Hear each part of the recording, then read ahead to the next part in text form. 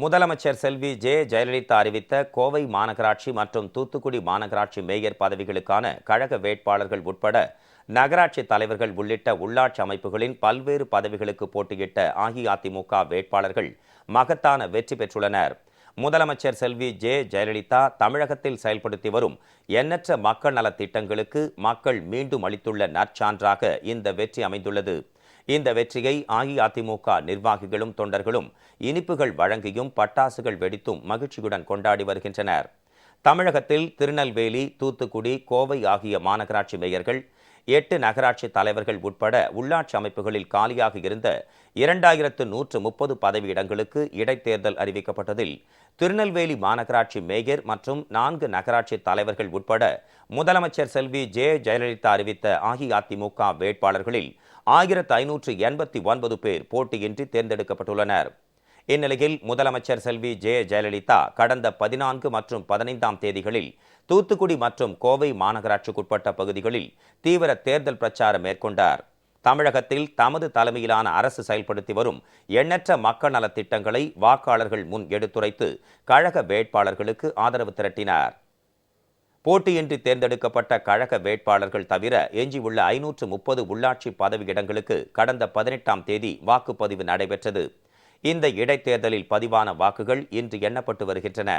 இதில் முதலமைச்சர் செல்வி ஜே ஜெயலலிதா அரசின் மக்கள் நலத்திட்டங்களால் பயனடைந்துள்ள லட்சக்கணக்கான வாக்காளர்கள் அஇஅதிமுக வேட்பாளர்களுக்கு மீண்டும் மகத்தான வெற்றியை அளித்துள்ளனர். தூத்துக்குடி, கோவை மாநகராட்சி மேயர் பதவிக்கு முதலமைச்சர் செல்வி ஜெயலலிதா அறிவித்திருந்த கழக வேட்பாளர்களான திருமதி ஏபிஆர் அந்தோனி கிரேசி மற்றும் திரு கணபதி பா ராஜ்குமார் வெற்றி பெற்றுள்ளனர். தூத்துக்குடி மாநகராட்சி மேயர் தேர்தலில் கழக வேட்பாளர் திருமதி APR Anthony Crazy Bharatiya Janata வேட்பாளர் ஜெயலட்சுமியை விட 84,885 வாக்குகள் அதிகம் பெற்று வெற்றி பெற்றார். திருமதி ஏபிஆர் அந்தோனி கிரேசி 1,16,593 வாக்குகள் பெற்றார். பாரதிய ஜனதா வேட்பாளருக்கு 31,705 வாக்குகளை கிடைத்தன. மாநகராட்சி மேயர் தேர்தலில் வெற்றி பெற்ற கழக வேட்பாளர் திருமதி அந்தோனி கிரேசியிடம் வெற்றி பெற்றதற்கான சான்றிதழை தேர்தல் அதிகாரியும் மாநகராட்சி ஆணையருமான திருமதி மதுமதி வழங்கினார்.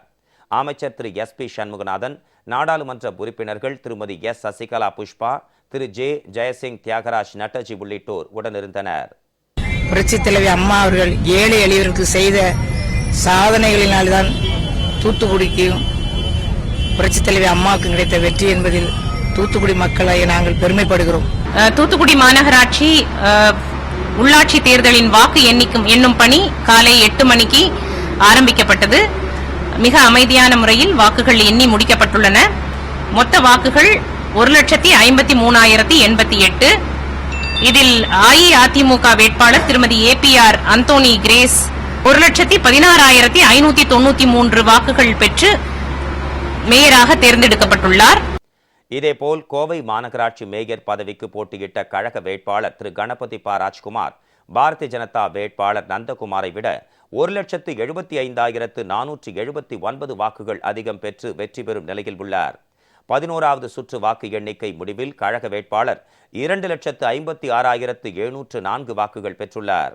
பாரதிய ஜனதா வேட்பாளருக்கு 81,225 வாக்குகள் மட்டுமே கிடைத்துள்ளன.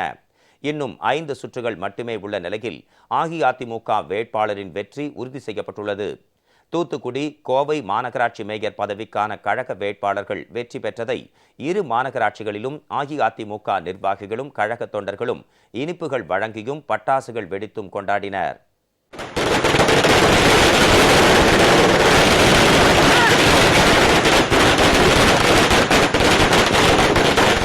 உள்ளாட்சி அமைப்புகளுக்கு நடைபெற்ற இந்த இடைத்தேர்தலில் அஇஅதிமுகவுக்கு எதிராக பாரதிய ஜனதா மட்டுமே போட்டியிட்ட போதிலும் அக்கட்சிக்கு ஆதரவாக திமுக, மதிமுக, தேமுதிக, பாமக உள்ளிட்ட கட்சிகள் மறைமுக கூட்டணியை ஏற்படுத்திய போதிலும் முதலமைச்சர் செல்வி ஜே ஜெயலலிதாவின் பக்கம்தான் தமிழக மக்கள் என்றென்றும் உள்ளனர் என்பது இன்றைய இடைத்தேர்தல் வெற்றியின் மூலம் மீண்டும் நிரூபிக்கப்பட்டுள்ளது.